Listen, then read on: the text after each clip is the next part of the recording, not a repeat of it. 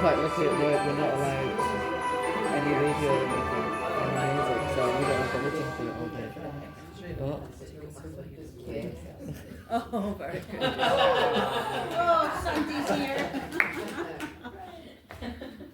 Well, you know, there's many people have robes of office. So here I am today. And because it's all about the joy to the world, I thought, well, what's more joy than a big ho ho ho? So I had to wear this a couple of weeks ago, so and I thought it very fitting for today, especially by what we're talking about. So to start us off, and will somebody please light the candle? No. I hope you get this, Joe.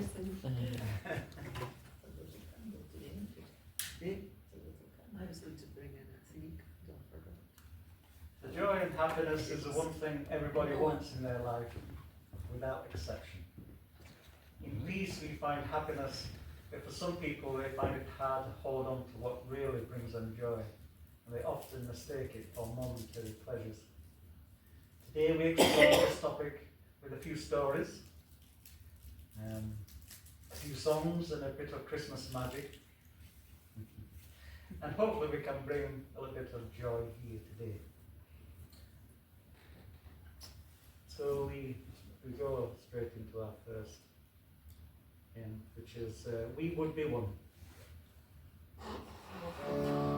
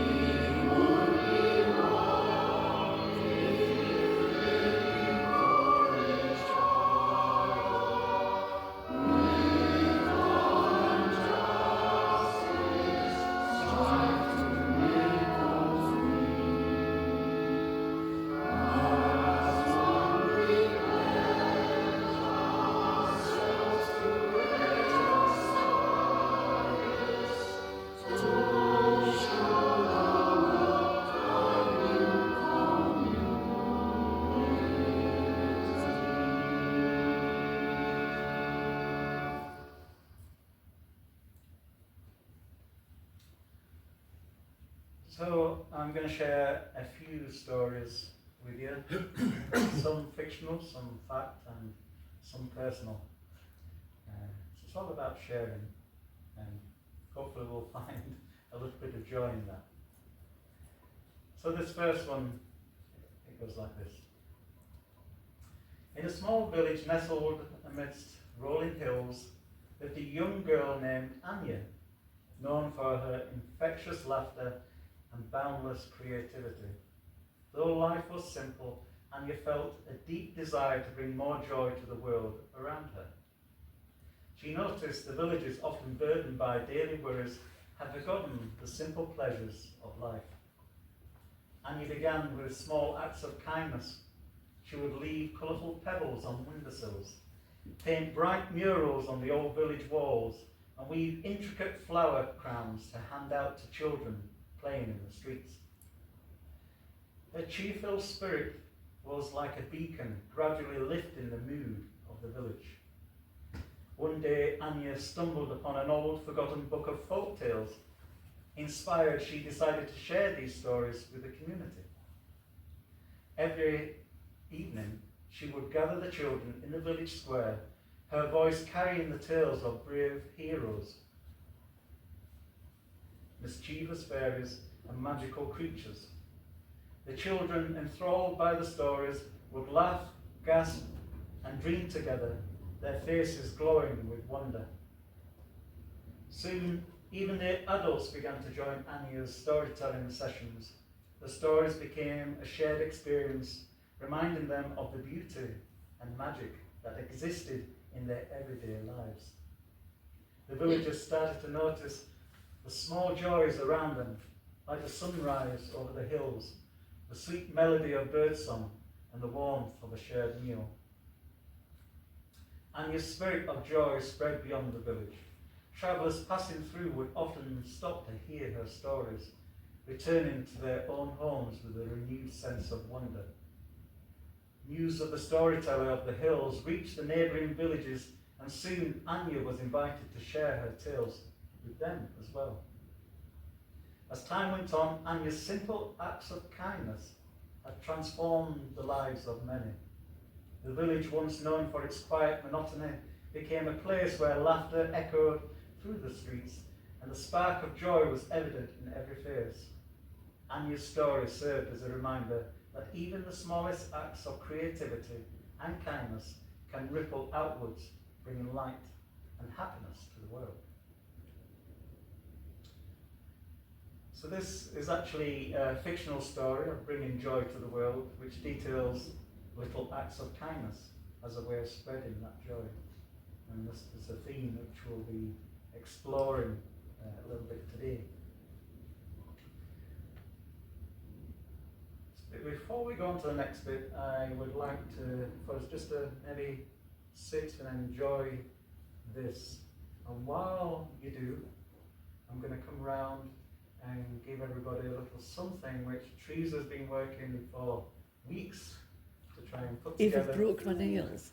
Broken the nails and got tram lines in the thumbs on making it, so I just thought it'd be a little something as you listen to this. Taking a while to go laughing. And for you that's online, I give a special Christmas blessing. Thank you. Voice from the dead.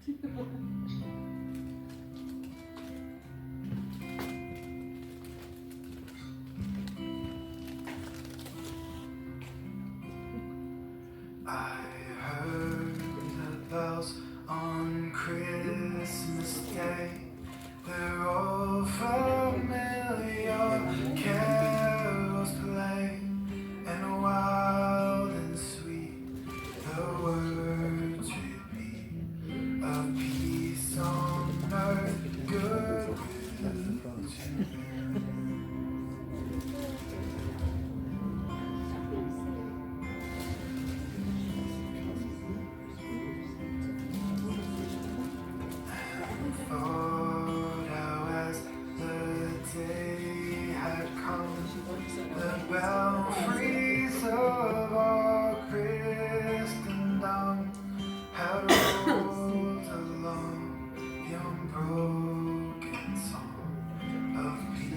peace on earth, goodwill to men.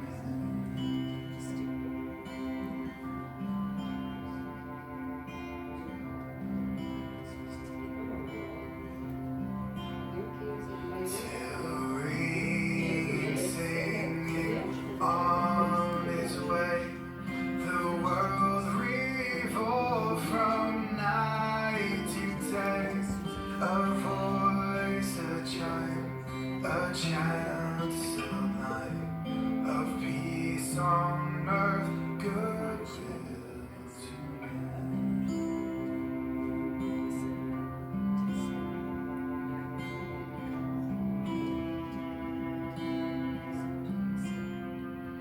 And in despair I bowed my head. There is no peace on earth, I said, for hate is strong and mocks the song of peace on earth, goodwill to men.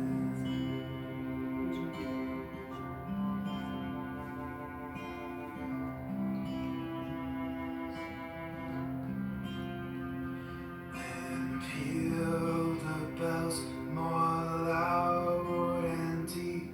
God is not dead, nor doth he sleep.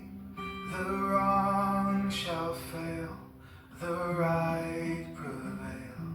With peace on earth, goodwill to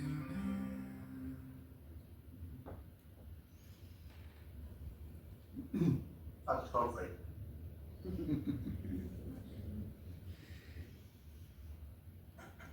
So while doing my research for today, I came across this story from 365 Give. So this this foundation started out with a woman who had a 3-year-old boy based in Canada, and she wanted to teach her child, just how to give, as a habit, do that every day. In very small, simple ways. It could be, putting some water down for the animals, or some food, a smile to a neighbour, or giving something in some way. And she wanted to make this a habit.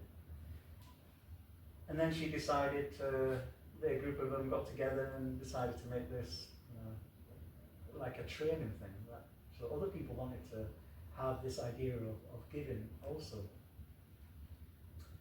And so eventually this foundation spread to thousands of people all over the world. And now it reaches out to 186 different countries. So it's grown and spread, and it's based on a few simple ideas. So what they do is they teach, they inspire, and they empower.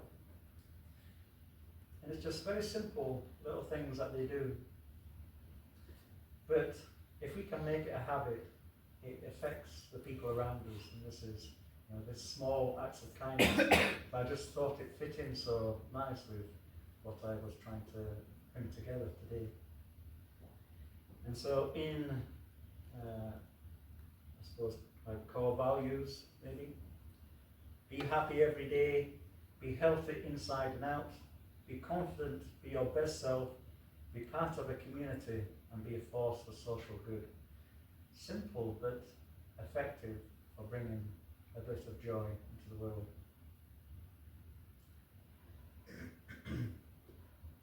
So here is a story which was on their website, which is a true story.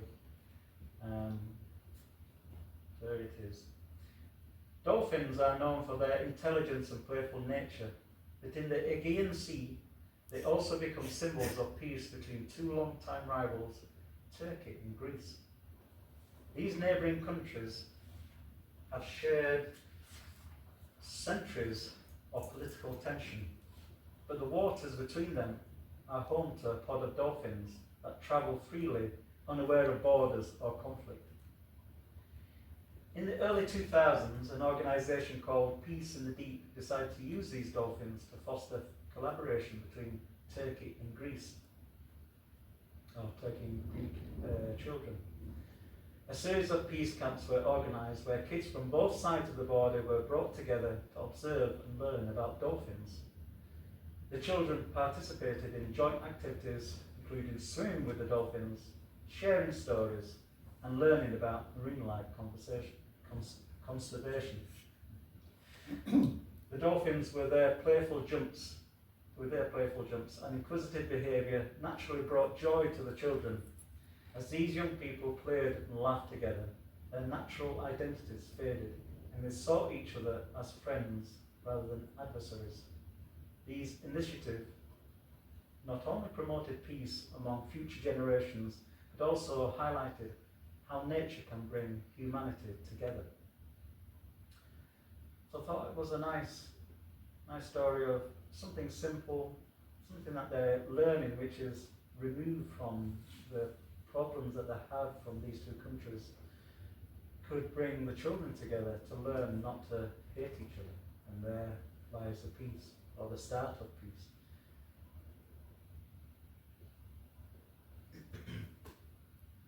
So now we're going to sing Joy to the World.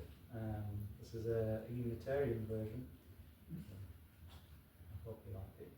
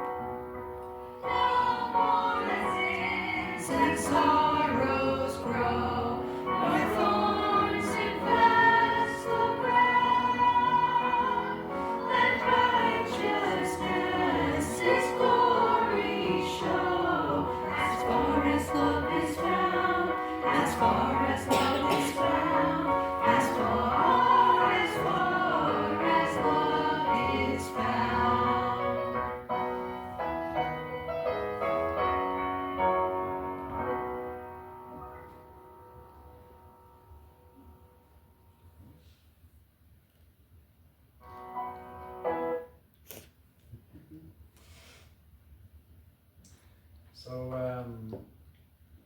last week we had Peace by the Fire at the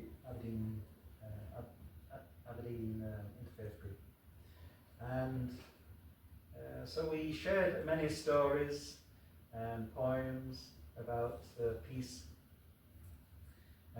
which came from existing old stories as well as personal kind of stories, which is really good.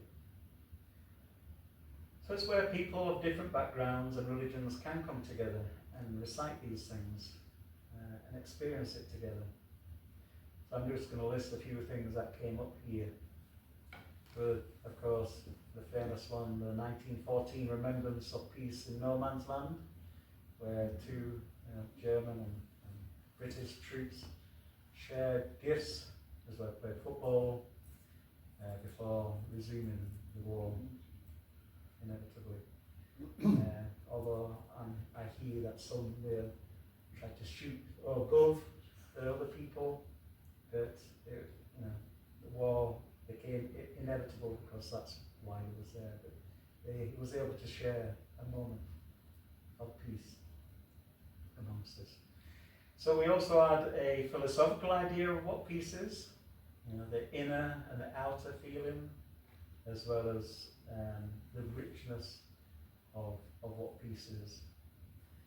Then there was inner reflections.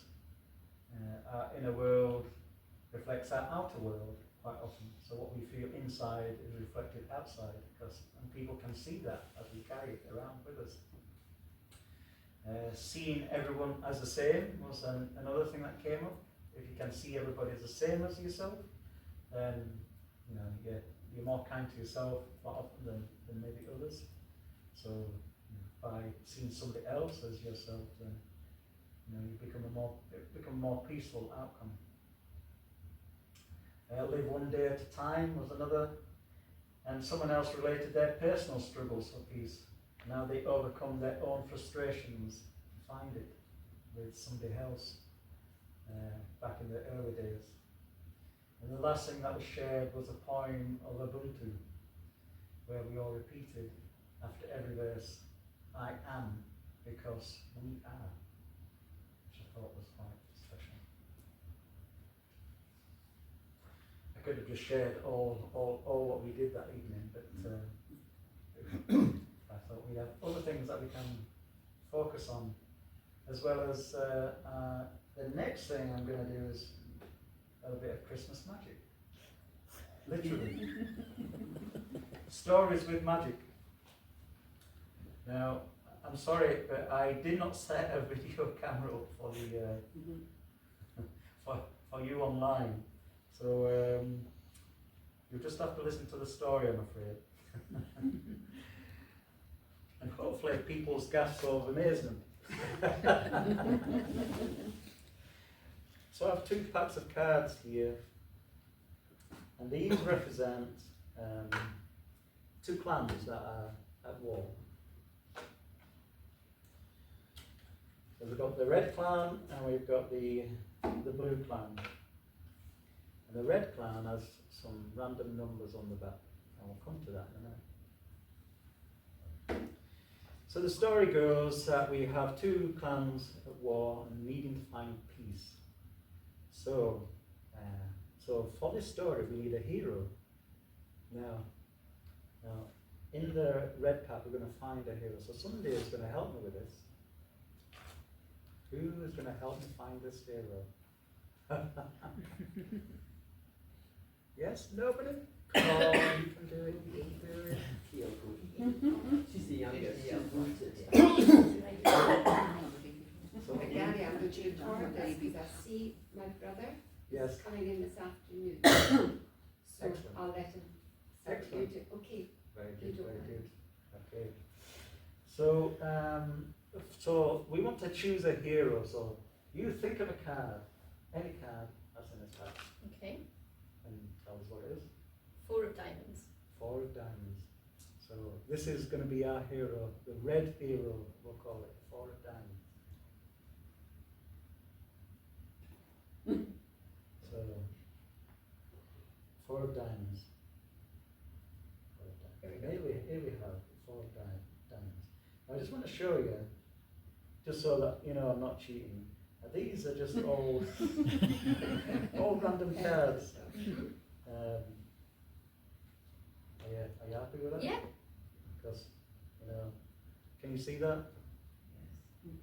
Because they are 2 different sizes, because these are cheap cards and these are extra cheap cards.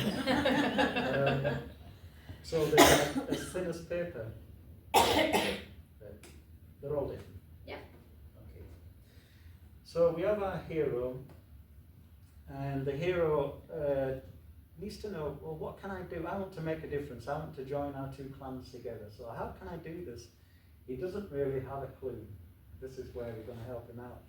Because he's going to search for the wise ones in his clan to try and help him. So he doesn't know where to look for this wise one that's going to tell him what to do to try and bring peace. So we're going to help him with that. So I would like you to cut that pack somewhere in the middle. And put it over there. Put it over there. Yeah. And then I want you to take our hero and we're going to place him the opposite way around on top of that.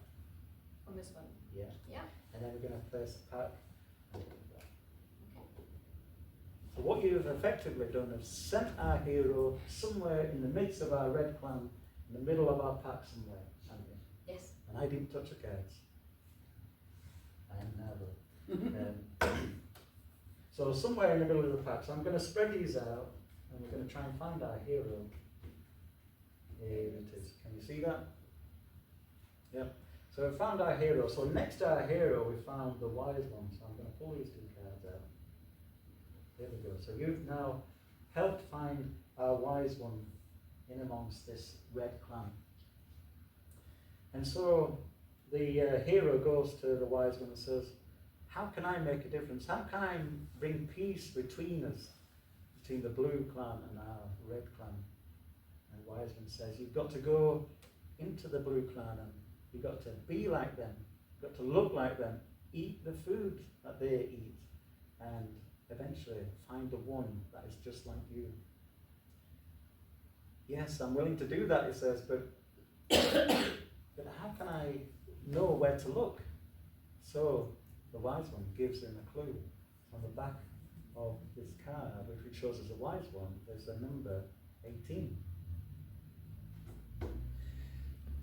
So our hero goes into the blue clan and looks for the one just like himself who's going to bring peace.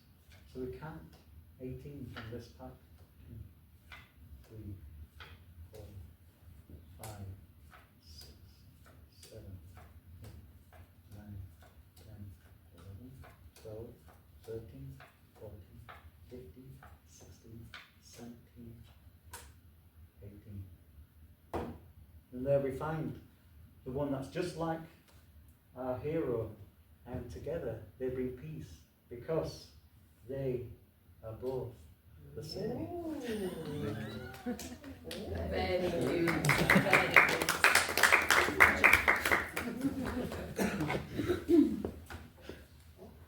So a bit of Christmas magic, which we'll be sharing with you sometime soon. So hopefully like that. I like to share a story with a little bit of magic. It brings a little bit of focus and excitement, I believe. So, who do we consider to be wise so that we may follow them? So we sometimes look at leaders in the government, so we do ponder how wise they actually are sometimes. Or we might look at people in the community, business leaders, or look at family members, our parents. So we all look to somebody to follow at times. So in my work, there's been people I can look at and say, yes, I can trust them to give me good information so I can do my job a lot better. And in my ministry work, I tend to look at individuals, especially people that have done the training I have, who I meet regularly. I sometimes ask them, their thoughts, and they ask me, and together we share ideas. I recently had a very difficult decision I had to make myself, and so I shared that with my family, a few of my family, and some of the people I know who's been doing the training with me, and of course there's various ways of reflecting and when you've got the big decision. So I did that as well. So I used all these different ways of trying to determine what I should do. This was work-wise. And they all said the same thing, which is very encouraging to sort of, okay, I'm going to go down this route. But it's really the inner voice that you ultimately will listen to, or I ultimately listen to. So I go within, I stop, I go within, and I listen to this voice that directs me. And then if everybody else or everything else around me echoes that, then I know I'm on the right direction. So seeing everybody as the same was one of the things that we come out of the meeting the other day. That's part of the One Spirit Code of Ethics. We welcome diversity. We see everybody as no different from ourselves, and so it's a good way of finding that middle ground, especially when you're communicating with each other. I'm going to tell you another personal story now of that kind of seeing people as the same. Many years ago, when I used to go to a church down in England, I remember it just finished and I was sat there and I was watching everybody milling about doing their own thing or tidying away, and I just found myself, I was judging people. You know, sometimes you can't help it. And I looked at the church wardens, I thought, straight after this, they're going to the pub and they're going to down a few pints and they're going to just be, and this is what they did. I thought, so I'm judging them, you know. And there's the nurse who goes about telling everybody what they should and shouldn't do, and she was quite bossy. And I was doing this with everybody, you know, seeing who they are, how I perceive them, and because I was very fervent in my belief at that point, and I believed everybody should be going down this path, you know, as you sometimes do. And so I was doing this, and eventually I heard this inner voice that says, I shall show you how much I love all these people. So I felt this, well. And then every time I looked at somebody then, I had this overwhelming love for that person. And no matter what I thought of them a few seconds ago, then right at that moment, I just had this overwhelming love for that person. And I'd never felt anything quite like it before. And it was very humbling to sort of feel that. And that was the inner voice sort of showing me we are all the same. And then I saw things, I couldn't ignore that, and I saw things, it was a learning lesson for me. And I thought, stop judging. Because it only leads you into, this is where, you know, we build our differences, and this is where ultimately war begins, because we can't see eye to eye, because we've always got conflicts. So that was a personal kind of story. And I have another one. When trying to ask the big questions in life, you know, what is the meaning of life? And again, that inner voice that came through. You know, if you allow it, this is what happens. And this inner voice says, to be happy. Oh, what? Well, what is happiness? And I had to ponder that for a very long time. What is happiness? Because quite often we hold on to things which are just momentary pleasure. You know, you can buy something that brings us happiness, but you know, eventually that goes away or decays. Or you know, if it's a cake, we soon eat it and that's over and done with. Or if it's a car, you know, that only lasts so many years. So what is happiness? So happiness has some eternal qualities to it, you know, like love. If you feel love, it's an eternal quality. You know, love doesn't turn to something else, doesn't turn to fear or hate. Love is love, so it becomes eternal. So if you can always hold that, then that is an eternal quality you can depend on and you can work towards. Because we don't always feel that level. We all have ups and downs, and we're not all like Santa, who has a ho ho ho. We sometimes have a ho ho ho. So we hold on to some things. But it's like the Buddhist concept. You know, they can have nothing but still feel, you know, totally at peace with what they have. And so sometimes I've looked into that and found that there is some things that they do which brings them peace. So I try to follow that and make it a part of my regular kind of daily activity. Not easy. It takes many years, but you know, it is something. So if we can't bring joy to ourselves, then who can we bring joy to? You know, we have to start work on ourselves before we can start to give joy to somebody else quite often. Although I think of Robin Williams as a comedian. He brought joy and laughter to many people.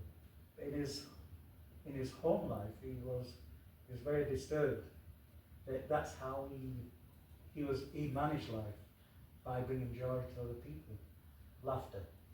Sometimes people use this as a defense mechanism, but we all, you know, everybody surrounding him must have had a great time. But he himself, he had nobody to give it to him. And it goes two ways. You know, he can give it out, but somebody has to give it to him and help him bring some joy into his own life. So it's a two-way street, and many people struggle. A lot of people struggle at this time of year even, because they associate many things that happen at Christmas.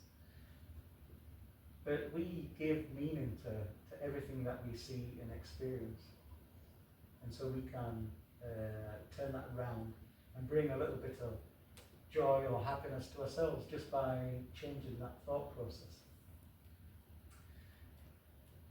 So I'm going to end this with a poem from Spike Milligan, of all people. But Teresa come across this, and I felt it quite poignant to share today. Smiling is infectious. You catch it like the flu. When someone smiled at me today, I started smiling too. I passed around the corner and someone saw me grin. When he smiled, I realized I'd passed it on to him.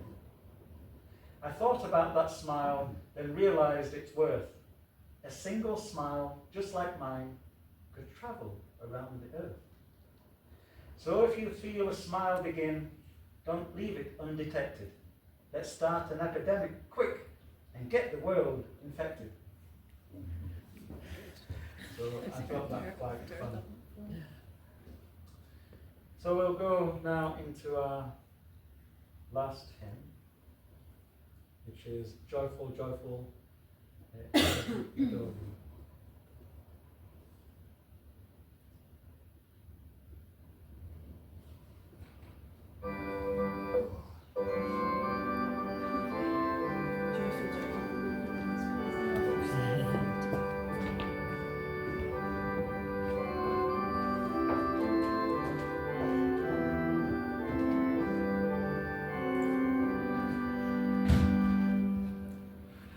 Joyful, joyful.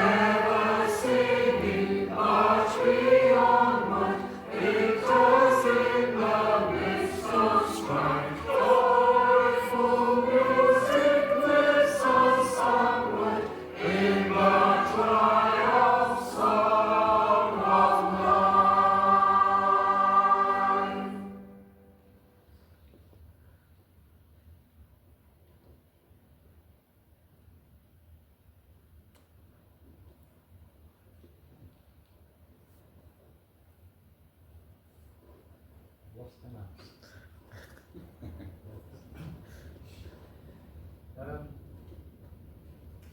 So it is our very nature to be kind and seek peace and joy, even though we may forget it sometimes. And at this time of year, a lot of us encounter a more joyful experience, with people coming together in many different ways. Let us take away this feeling of joy from our worship, and with small acts of kindness may we also bring joy to the world.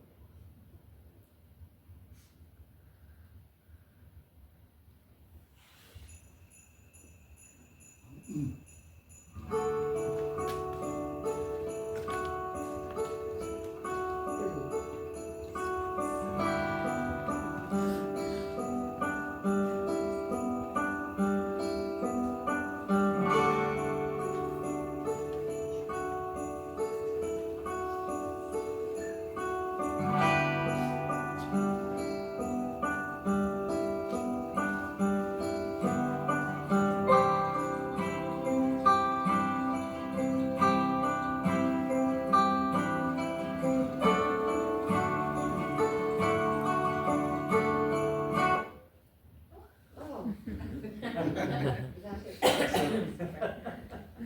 Can I come out? Yes. Just say thank you.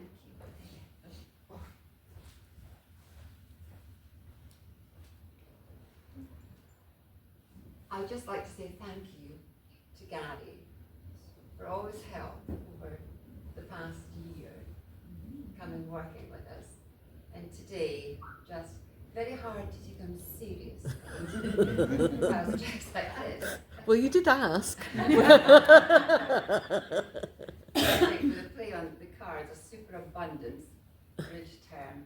We've had a superabundance of just beautiful words and lovely, kind thoughts that just really touched the heart. So thank you, Gary, so much. Now, as for Mrs. Claus, Teresa, you're just a treasure. You're a gem. Thank I you. know exactly where this is going.